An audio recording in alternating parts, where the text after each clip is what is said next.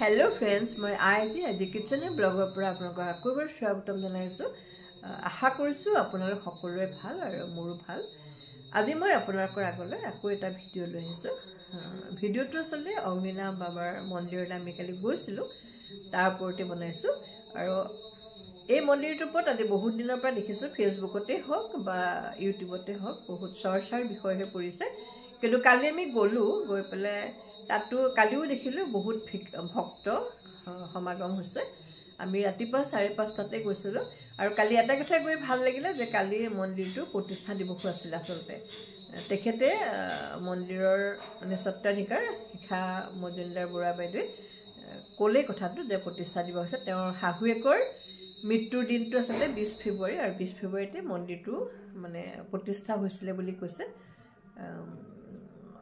মানে মন্দিৰটো প্ৰতিষ্ঠা দিৱস 20 তাৰিখে হয় একাৰণে কালি প্ৰতিষ্ঠা দিৱস আছিল তে হেতু ওপৰতো অকমান কথা ক'লে আৰু তেওঁ ওপৰত যে যেটো বিষয় চৰ্চিত হৈ আছে তাৰ ওপৰতো তেওঁ অলপতেই কথা ক'লে কিন্তু দুৰ্ভাগ্যবশতঃ মই আসলে ভিডিও কৰিব নোৱাৰিলো কাৰণ এতিয়া তাত ভিডিও কৰাটো একেবাৰে বন্ধ কৰি দিছে আৰু অকমান কৰিলো মানে চিঞৰ বাখৰ কৰি বন্ধ কৰি দিয়ে আৰু কোনোবাই যদি মনে মনে কৰি পেলাই দিয়েটো নাজানো বাৰু মই তথাপিতো অকমান কৰিছিলো মন্দিৰৰ ভিতৰখিনি দেখুৱাব নোৱাৰিলো বাৰু আৰু তেনেকুৱাতে আমি চাই থাকোতো এগৰাকী মানুহৰ ছোৱালীৰ গাত কি হল নাজানো হঠাতে তেওঁ অলপ বেলেগ ধৰণৰ এটা মানে ৰূপ হল অকন মোৰ ভয় লাগিছিল বাৰু হেতু ভিডিও কৰিবলৈ একেবাৰে বন্ধ কৰি দিলে সো মনিটৰ অফ কৰি দিলে মানে মনিটৰখনো একদম অফ কৰি দিলে আৰু আমাক ভিডিও কৰাটো একদম মানে ষ্ট্ৰিক্টলি প্ৰহিবিটেড কৰিছে কৰিব নোৱাৰিলো কিন্তু তেখেতে সেই মন্দিৰটোৰ বিষয়ে যিখিনি কথা কৈছিলে সেইখিনি মই অকমান ৰেকৰ্ডিং কৰিছিলো সেইখিনিকে আপোনালোকৰ আগবঢ়াইছো শুনিবচোন বাৰু মনলে আহিলে মই কিন্তু ভাবি পেলাই অহা নাছিলো যে এই কথাখিনি কম বুলি তাৰ পিছত গৰু এৰাল দি মই কলেজ যাওঁ কলেজৰ পৰা অফ টাইম যেতিয়া পাওঁ সেই অফ টাইমত আহি মই গৰুক এক বাল্টি পানী খুৱাওঁ যেতিয়া গৰু ৰ'দত থাকে সেই পানী বাল্টি খুৱাৰ পিছত যিখিনি পানী থাকে গৰুজনী গাত এচাপ মাৰো যাতে তাই ঠাণ্ডা পাওক তাৰ পৰা আকৌ মই কলেজলৈ যাওঁ গৰু সেই ধৰণে পুহিলো তাৰ পিছত মোৰ দেউতাৰ অসুখ হৈ আছে দেউতা যিদিনা ঢুকাইছে দেউতা ঢুকুৱা দিনাখনি ঢুকুৱাৰ পিছত মোৰ দাদাই আকৌ ক'লে যে গৰুজনী দি দিওঁ আকৌ মোৰ দাদাৰ লগত হুলস্থুল যে মই গৰু দিব নিদিওঁ তেনেকৈ মই গৰু পুহিলো গৰু গাখীৰ খিৰাব শিকিলো মই গাখীৰ কিন্তু সেই যে পুহিছিলো মোৰ চখত মানে মই ইমানেই ভাল পাওঁ গৰু যে মই টাউনৰ মাজমজিয়াত থকা ছোৱালী এজনী কোন ছোৱালী এনেকে গৰু পুহি ৰাস্তাৰ মাজেদি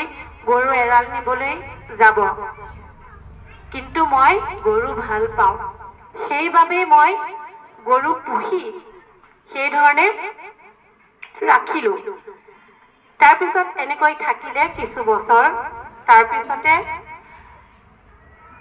মোৰ যিজনী গৰু আছিলে বহুত ছাৰ তাইক মই খুব পিটো হাতেৰে মাৰো ইমান বুজি পায় ৰাতি 1টা বজাত মোৰ কাহিনী কৈছো আজি আপোনালোকে শুনক ৰাতি 1:30 বজাত এটা পেন্সিল টৰ্চ আছিলে সেই টৰ্চটো মই মোৰ মুখত লওঁ লৈ টৰ্চটো মাৰো মাৰি পেলাই মই এখন টেগাৰ আৰু এখন কৰনি লৈ ৰাতি 1:30 বজাত মই গোহালি চাফা কৰো মানে গৰুৱে যাতে গোবৰত শুবলগীয়া নহয় ৰাতি গৰু গোহালি ৰাতি 1:30 চাফা কৰি আকৌ যদি বতাহ বৰষুণ দিয়ে মই ভাবো গৰুৱে কষ্ট পাব মই উঠি গুচি যাওঁ তেনেকৈ হল দিন গল তাৰ পিছত গৰুজনী বহুত বেছি অত্যাচাৰ কৰিব ললে তে মায়ে ক'লে কলত মই নোৱাৰিলোগে বলে মানে বহুত বেছি ছাৰ মোৰ কেতিয়াবা নখত গছকি দিয়ে এনেকুৱা হয় তাৰ পিছত মই কি কৰিলো গৰুজনী বলে নোৱাৰিলো কাৰণে যাৰ পৰা গৰু আনিছিলো তেওঁক মই এটকাও নোলোৱাকে গৰুজনী দি দিলো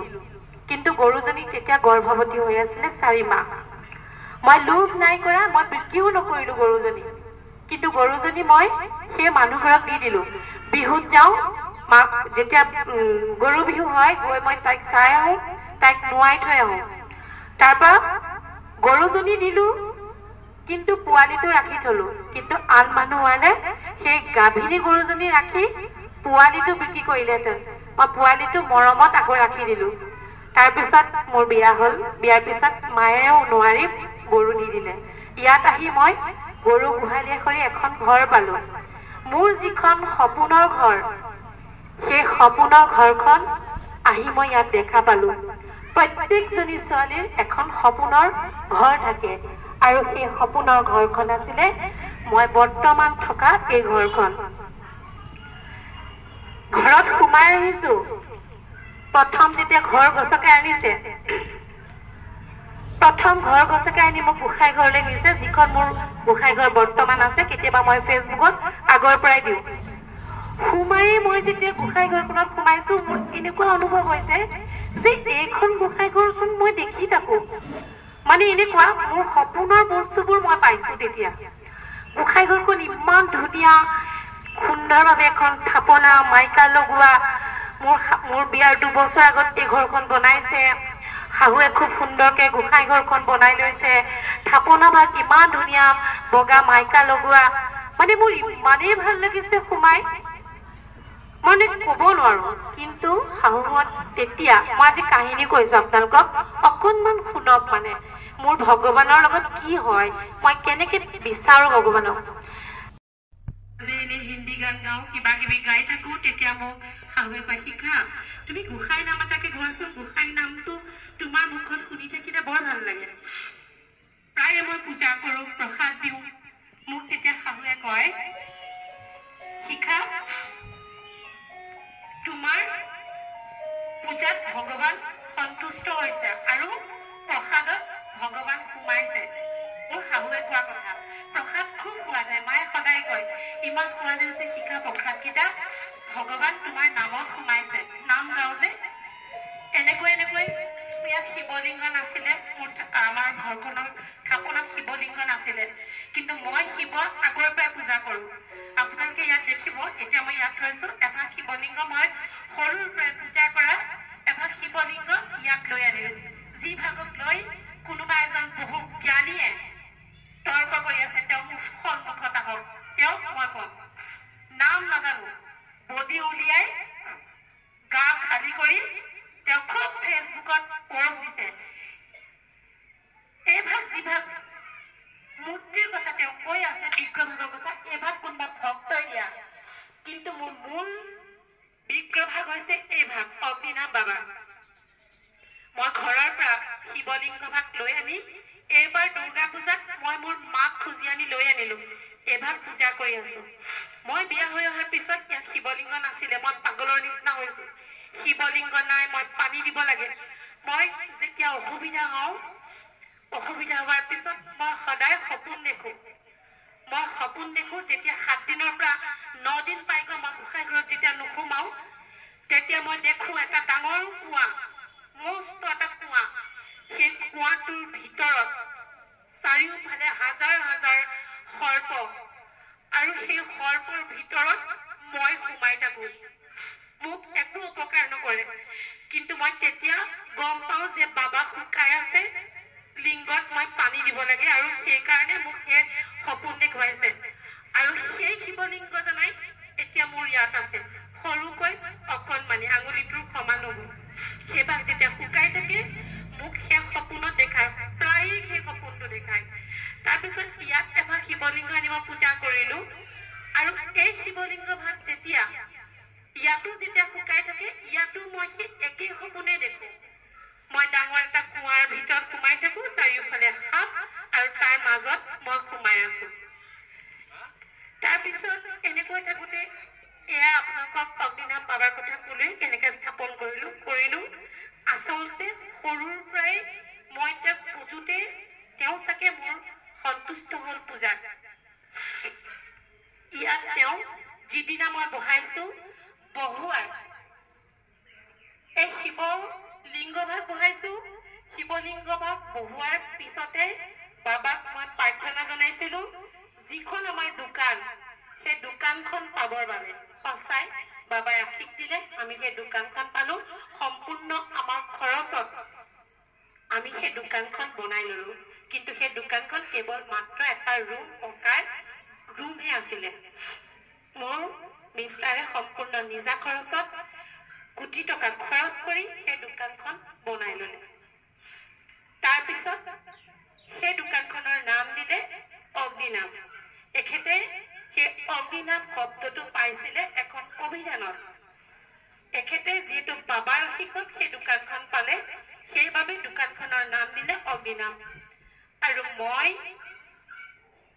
যিহেতু মোৰ লগত ফেচবুকতে সকলোৱে চিনাকি পৰিচিত, এই যে মই ফটো দি থাকো, মোক চাব আহিব বিচাৰে, এতিয়া নহয় একদম 2013-14 চনৰ পৰাই। তাৰপিছত নাম দোকানখনত যিহেতু অগ্নিনাভ দিয়া হ'ল আৰু কিছুমানে মোৰ এই ভেটিভাগ চাবলৈ আহে, সেইকাৰণে মই ফেচবুকত এটা পেজ খুলিছিলো। সেই পেজটোৰ নাম দিলো অগ্নিনাভ ডিজিটেল শিৱ মন্দিৰ। আচলতে মন্দিৰ হোৱাই নাই তেতিয়া, ইয়াৰ বেৰ চেৰো নাই, এনেই দি দিছিলো অগ্নিনাভ বুলি পেলাই। জাষ্ট এলবাম বুজি নাপাব হয়তো, ফেচবুক যিসকলে খুব বেছিকে ইউজ কৰে তেখেতসকলে গম পাব যে ফেচবুকত এটা এলবামৰ অপশ্যন আছে। সেই এলবামটোৰ নাম দিলো আৰু মই ভাবিলো তাত চব বাবাৰ ফটো দি যাম। এনেকে অগ্নিনাভ প্ৰখ্যাত হ'ল। তাৰপিছত এই ভেটিভাগ বহুৱাৰ 9 মাহৰ পিছত এখেতে মোক এই ৰুমটো বনাই দিলে। ইয়াতে মই পূজা কৰো। এনেকৈ ভক্ত বাঢ়ি 2020 চনত মই সেই মোৰ ফেচবুকৰ মানুহখিনিৰ কাৰণে এটা লাইভ দিবৰ কাৰণে মোবাইল, কিন্তু মই বৰ্তমান যিটো মোবাইল ইউজ কৰি থাকো সেই মোবাইলটো মই কিনি লৈছিলো। সেই মোবাইলটো কিনি লৈ নিজৰ খৰচত সেই মোবাইলটো কিনি লৈ মই ভাবিলো যে মই এটা লাইভ দিম সদায় আৰু এটা পেজ খুলিলো অগ্নিনাভ শিৱ মন্দিৰ বুলি। তেতিয়া কিন্তু মই ডিজিটেল শব্দটো দিয়া নাছিলো। মোৰ জানো মনে ক'লে ডিজিটেল শব্দটো দিলে মানে মোৰ কেতিয়াবা বিতৰ্ক হ'ব পাৰে।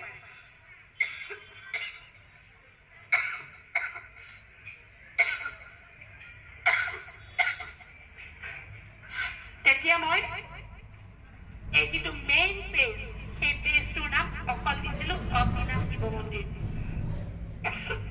তাৰ আগতে মই ফটো দিবৰ কাৰণে অগ্নিনাভ ডিজিটেল শিৱ মন্দিৰ বুলি আগতে এনে এটা খুলি থোৱা আছে, সেইটো পেজ এতিয়াও আছে, কিন্তু সেইটোত ইমান মানুহ নাই। তাৰপিছত সেই পেজটো যেতিয়া খুলিলো, সেই পেজটোৰ পৰা মই যিখিনি মোৰ ফ্ৰেণ্ড লিষ্টত থকা মানুহে অগ্নিনাভ বাবাৰ এই মূৰ্তিভাগ চাই ভাল পায়, মই সজোৱা ফুলবোৰ চাই ভাল পায়, সেইবাবে মই লাইভ দিব ধৰিলো। মই ভবা নাছিলো শাওণ মাহৰ প্ৰতি সোমবাৰে, শাওণ মাহৰ প্ৰথম সোমবাৰটোত মই বাবাৰ পূজা খুব সুন্দৰকে কৰো।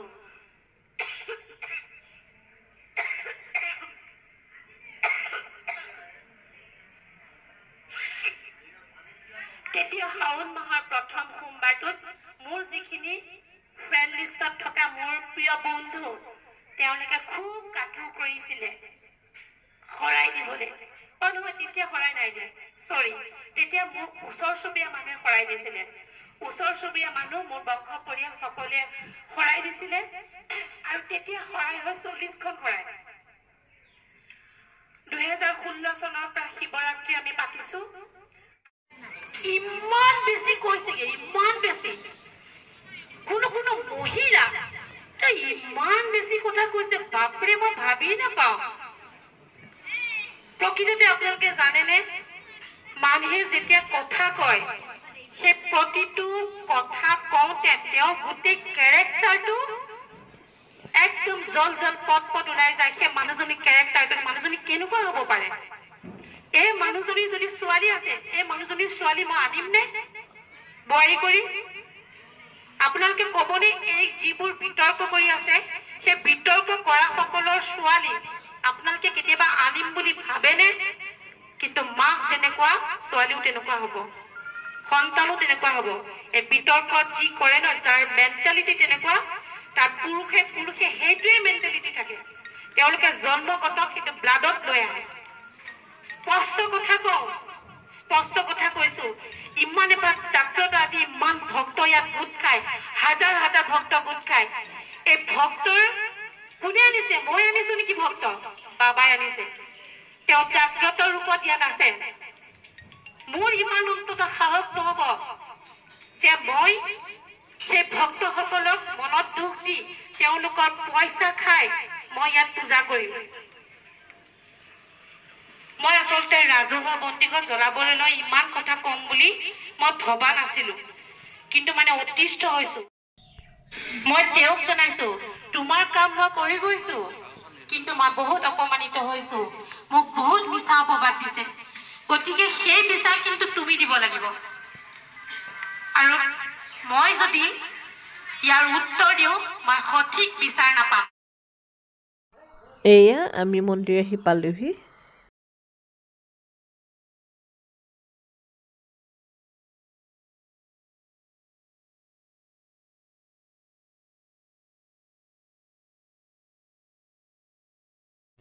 এতিয়া মন্দিৰৰ বহুত নতুন নিয়ম কৰিলে। আগতে যেনেকৈ চাকিখিনি দিবলৈ দিছিল, এতিয়া তেওঁলোকে চাকি দিব নিদিয়ে। ডাঙৰকৈ দুগছ চাকি দি থৈছে, তাতে গৈ অলপ অলপ তেল ঢালি বাকী তেলখিনি লৈ আহিবলৈ কয়, আৰু ঘৰত গৈ পেলাই অগ্নিনাভ বাবাৰ নামত আমাক চাকি দিবলৈ কৈছে। আৰু তামোল পাণখিনিও তেনেকৈ একেলগে সকলোৱে দিছে।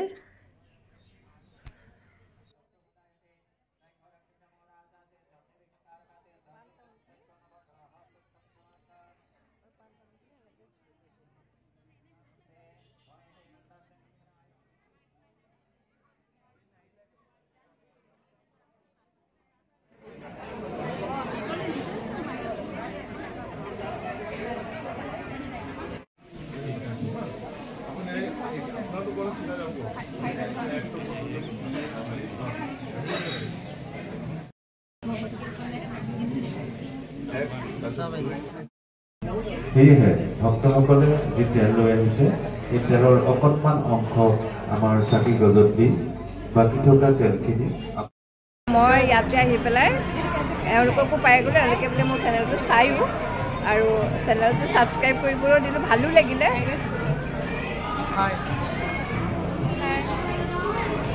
কেনেকুৱা লাগিছে ইয়ালৈ আহি পেলাই মন্দিৰলৈ? খুব ভাল লাগিছে। ভাল লাগিছে না? আগতে আহিছে নেকি? নাই, এই প্ৰথমবাৰ আহিছে।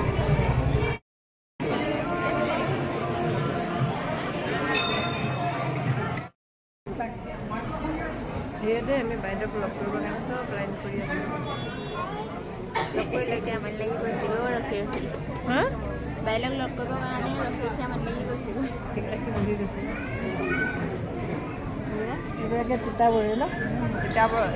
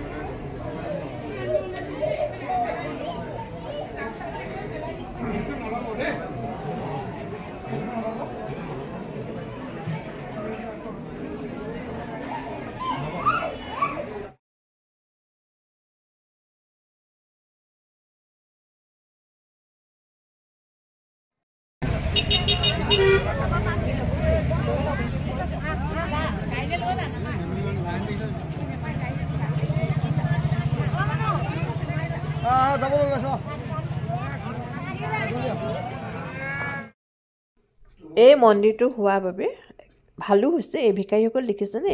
তেওঁলোকে ৰাতিপুৱাই আহি মন্দিৰটোৰ সন্মুখত বহি দিনৰ দিনটো কিবা নহয় কিবা এটাতো উপাৰ্জন কৰে।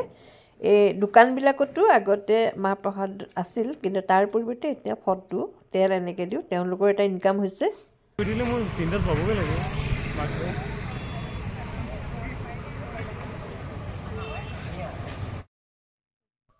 উভতি আহোঁতে আমাৰ ভোক লগা জাজিৰ ধাবাত সোমাই খাই ল'লোঁ, আৰু চন্দুকো পিজিত নমাই থৈ আহিলোঁ। আজিলৈ ভিডিঅ'টো ইমানতে সামৰিলোঁ। যদি মোৰ ভিডিঅ'টো চাই ভাল লাগিল, এটা লাইক কৰিব, আৰু নতুন কোনোবা লোকে যদি মোৰ চেনেলটো চাইছে, অনুগ্ৰহ কৰি চেনেলটো ছাবস্ক্ৰাইব কৰি ল'ব, আৰু অকণমান আগবাঢ়ি যোৱাত সহায় কৰিব বুলি আশা কৰিলোঁ। তেনেহ'লে আজিলৈ বাই বাই। আকৌ এটা নতুন ভিডিঅ'লৈ আহি আছোঁ।